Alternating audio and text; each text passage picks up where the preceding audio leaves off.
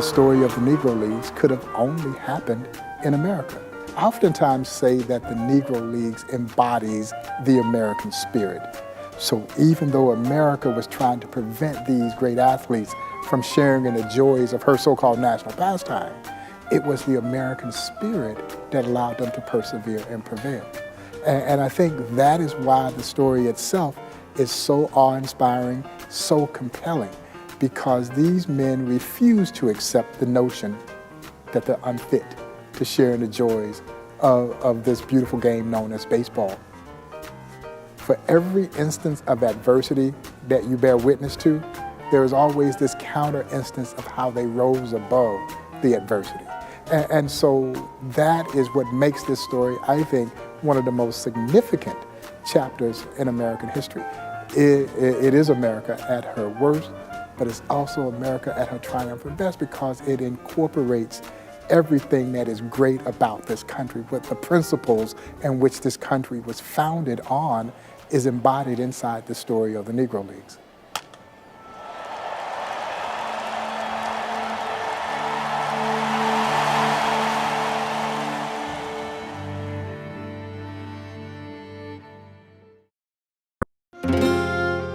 Julius Rosenwald was a great American businessman, extraordinary philanthropist, and a really significant leader in the Jewish and general community.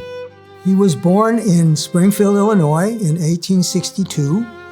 His parents were German Jewish immigrants. His father had come to this country in 1850 with $20 in his pocket. His youth was essentially unexceptional. Nobody could have foreseen that he was going to become a really gifted CEO of a major U.S. company. We're in Temple Bris Shalom.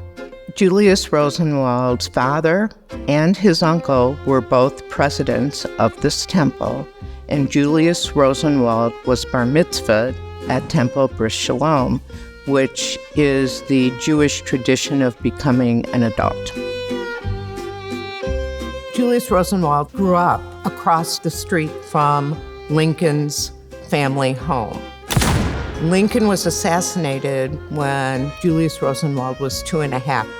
He made money by selling pamphlets about Lincoln's tomb. Lincoln was a great influence on his life. He collected Lincolniana, and he was really interested in Lincoln, in what he had done for African Americans.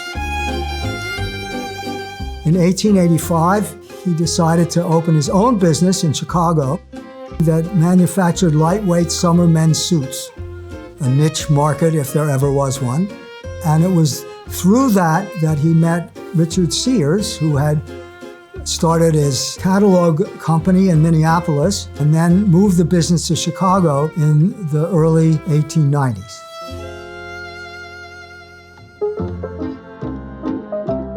Sears wanted the quick kill, the big money event.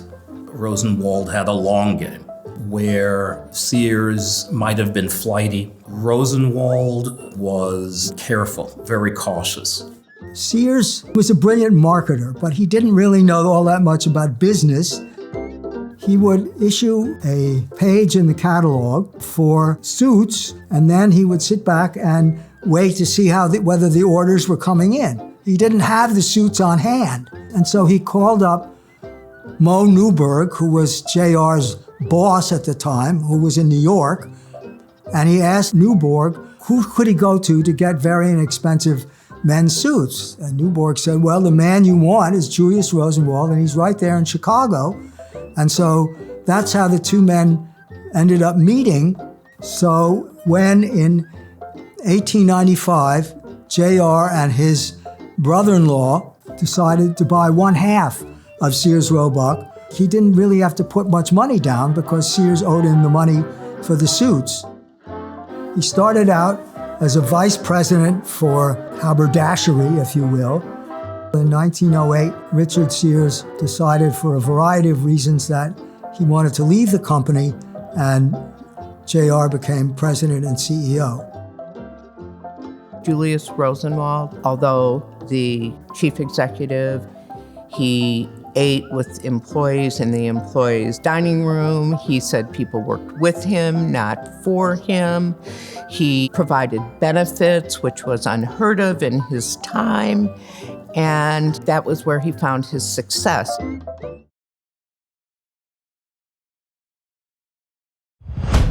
The 1830s were a very dynamic time. This is the time when slavery enters in a big way into the national political arena. It was a very violent period. Mob violence was a real problem. Lynchings, murders. It's a brutal, difficult time. Lots of people are concerned about whether or not this American experiment is going to survive. Alexis de Tocqueville visits the United States in 1831 and writes a glowing book, Democracy in America. Some say the greatest book ever written about the United States, as well as the greatest book written about democracy. And yet, it's a period of considerable upheaval related to the rule of law. And that's, I think, what drew Lincoln to the Lyceum address on that historic night in January of 1838. The Lyceum address invites us into the mind of a younger Lincoln already thinking about the major issues of his time. Justice for all, irrespective of their background. That is what the Lyceum contributes like no other Lincoln speech. It is a profoundly prophetic speech. It's what we make of it rather than what was made of it at the time that I think is important.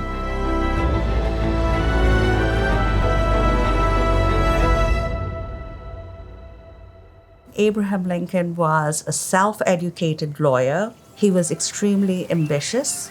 He was very well-read. He had educated himself. He came from humble beginnings. But what's remarkable about Lincoln is how thoughtful he is from a very young age. He moves from New Salem to Springfield, which becomes the capital of Illinois in 1837. Ultimately, he becomes an attorney and a state official, and that is the beginnings of his early political career right there in Springfield. Lincoln was invited to speak before a group that was called the Young Men's Lyceum of Springfield. These young men tended to debate questions that had to do with state and regional and national political issues. The word Lyceum is from the Greek. It was the name of Aristotle's school. A lyceum is what we would call today a public lecture or an educational institution. Lyceums today might be something akin to your local library hosting guest speakers. These organizations were seen to be fun. You could do well, you could do not so well. Lyceums were forums for the expression of democratic values and the virtues of what it means to be an American, how to be a good American, how to be a good person. And so the topics of the day were discussed there in a public setting. So Lincoln is invited to give this speech at the Lyceum. And for his topic, he chooses the perpetuation of our political institutions. He does that because he sees American democracy under attack because of the rise of mob violence over the issue of slavery.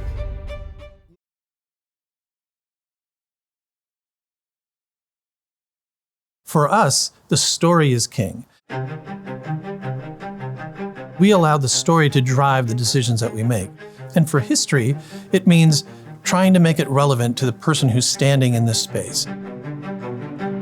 When we're designing an exhibit, we do spend a lot of time thinking about how is this going to be viewed from the public standpoint. We will do mock-ups, we'll walk around at every different possible angle. Within our own division, we have people that have an amazing array of talents, from people that fabricate to design, to do graphics, electromechanical, video design. We are looking for ways to tell stories in our spaces, and the team is made up of those folks. With our mount making, we start out with the 4x8 sheet of plexi. We attach it to uprights as well as a base, and then we bring it to our flaming area in the back, and it takes it from a very dull kind of opaque edge to crystal clear again. The challenge is making sure that it's not seen. The artifact is meant to be displayed. Installing an artifact is really a team effort. We have a registrar on staff whose job is the safety of the artifacts. Certain artifacts, for example, anything that's paper, can only have 5-foot candles of light on it. So we have to be very mindful to protect the artifact. The thing I like about this museum is we go an extra level.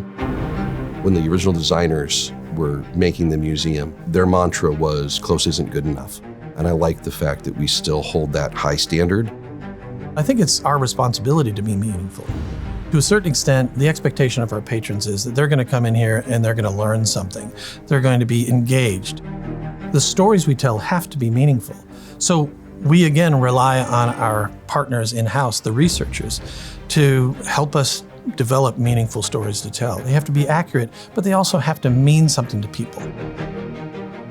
I think a lot of people to come to the museum, they're expecting glass boxes mounted to the wall. And when they come through, they actually have a visceral, emotional connection to the museum. I don't think a lot of people expect that when they walk through the door.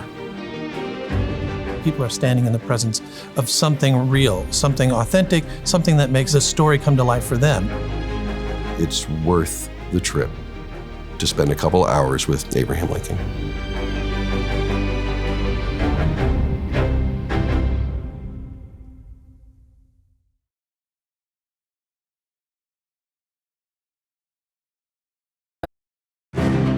The life and work of Vachel Lindsay is first and foremost a story of hope. He was a true eccentric. He had an amazing foresight. He felt he was a self-appointed prophet.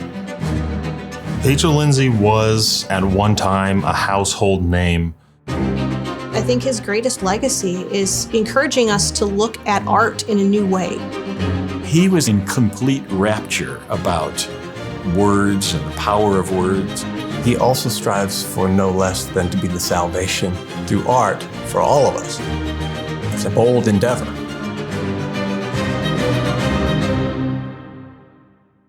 Vachel was born and grew up in this house, and he was a very precocious child. Both of his parents encouraged him not just to seek an education, but to educate himself in private as well.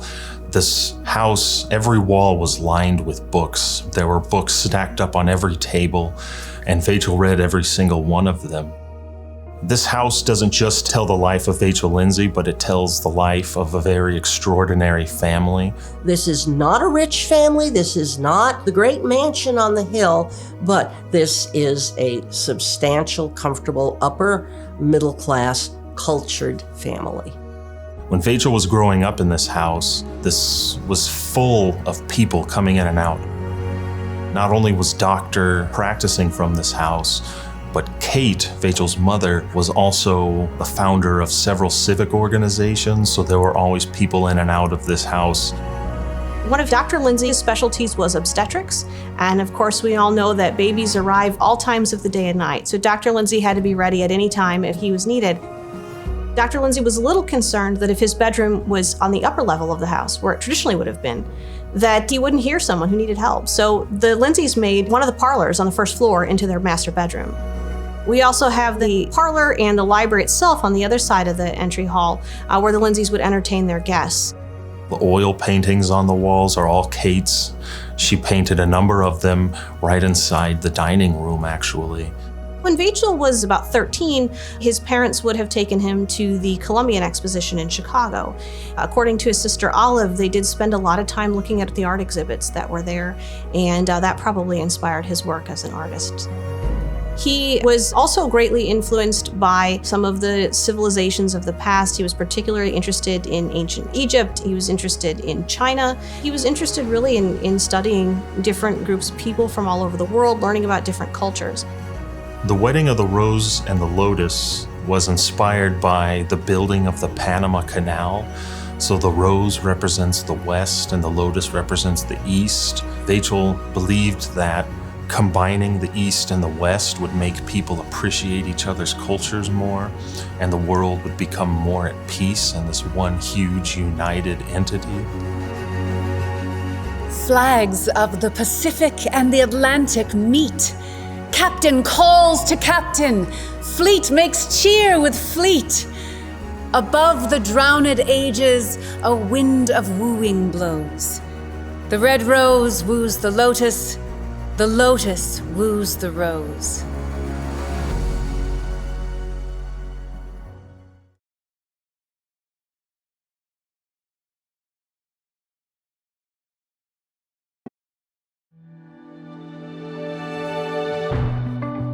Museums have this really amazing role to play in communities where great academic information and the general public can intermingle. We've created an opening to share information that can empower people to go home and do something. I was doing research hoping to find some new elements for an expanded pollinator exhibit, and I came across this incredible mural by Jane Kim and Inkwell. We have a large-scale national project that's called the Migrating Mural, and it highlights the monarch butterfly migration through installations that are painted along the migration route.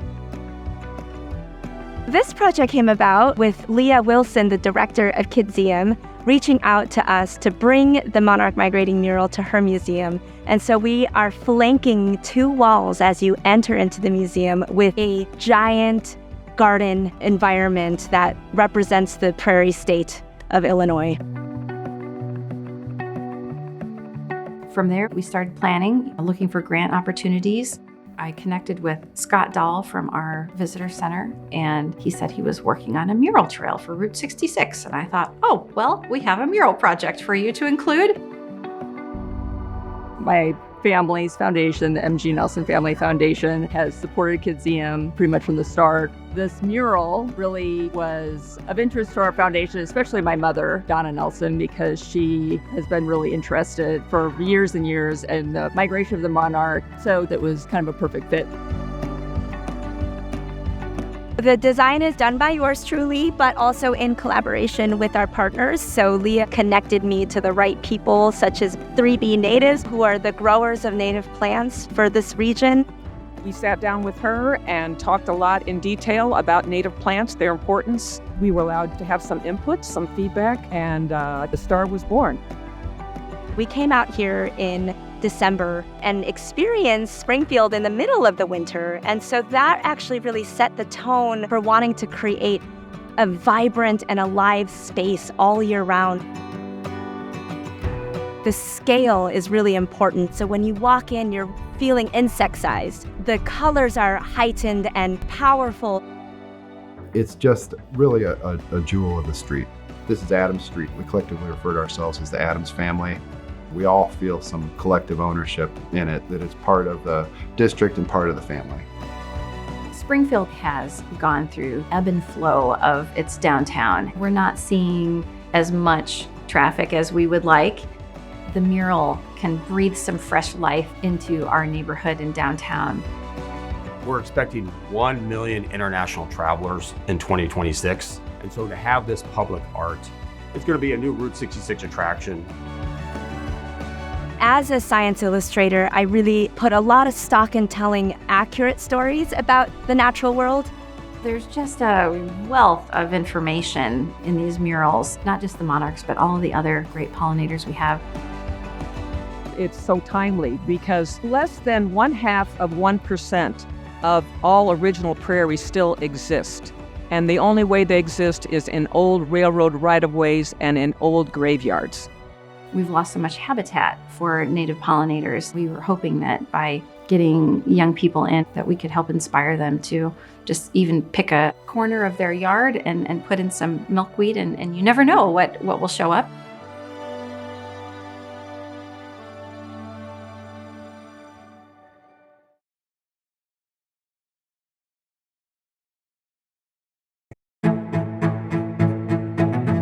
In 1963, the future of the old Capitol was really in jeopardy. There was a lot of folks who thought maybe what we ought to do is tear this place down. Fortunately, there were a few folks who knew of the history of this building, how important this building was. 3 young architects were tapped to find a way to accurately recreate the building just as it had looked in 1858 when Lincoln was here delivering his House Divided speech. What drawings we had were destroyed in a fire, which really left the only option of, well, let's just take the building apart, stone by stone. We'll see if we can put it back together again. It's a real credit to Springfield to have a big idea ready. I think the fact of it being local, the heart of everyone involved was in it. We all had the feeling that, yeah, we could do it, but there's going to be a lot of pressure to try to take this project away from us. When it came to trying to do the cost estimate for this project, there was a significant shortfall in the budget. If this is a symbol of how the rest of the project is going to go, I was a little concerned. This really served as a catalyst, not only for the capital city, but for the state of Illinois and our country as a whole. Okay, now we understand. You put some money and effort into something like this, and there's a return for generations to come. The project became so important. Architectural magazines would be featuring this. It was so progressive that the Department of Agronomy at the University of Illinois said our trees were going to be yellow. It's one of those unique landmarks that people look to make us stronger and to bring us together.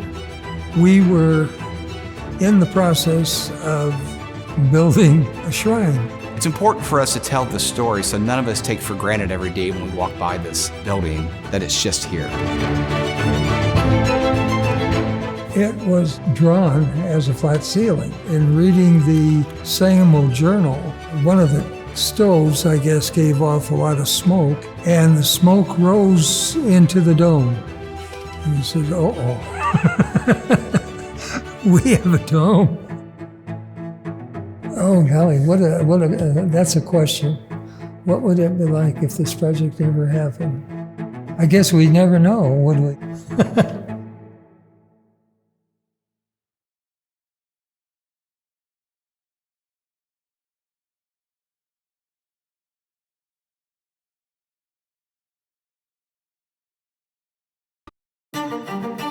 The 1850s was a time of great political crisis for the country. You've got violence everywhere as the nation is just fracturing over this issue of slavery. You have people shooting each other and chopping their heads open with broadswords. In the US Senate, you have Charles Sumner getting beaten to within an inch of his life. It's a period in which people are incredibly engaged with the political world. During the 1850s, there were clear warning signs, if you will, about political trouble brewing. Trouble brewing sufficiently enough that it could eventually disrupt the Union, produce what was called at the time secession, that could very likely lead to civil war.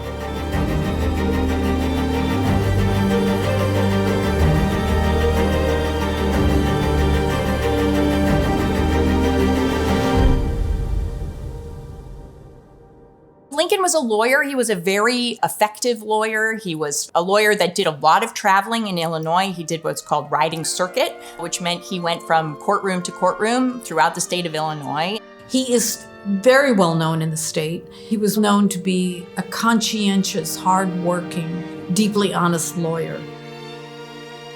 He was one of those guys that you just wanted around. He was funny, he told incredible stories, he always had a way about, making light of a situation. And so in addition to being just a beautiful speaker and someone who had a way with words in the most serious moments, he knew how to cut a serious moment with a joke.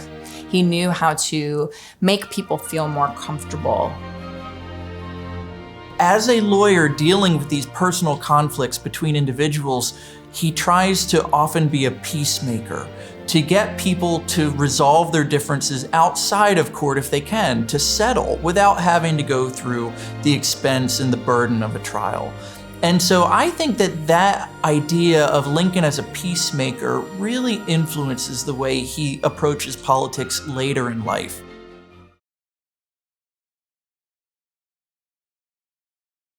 Two old crows sat on a fence rail. Two old crows sat on a fence rail.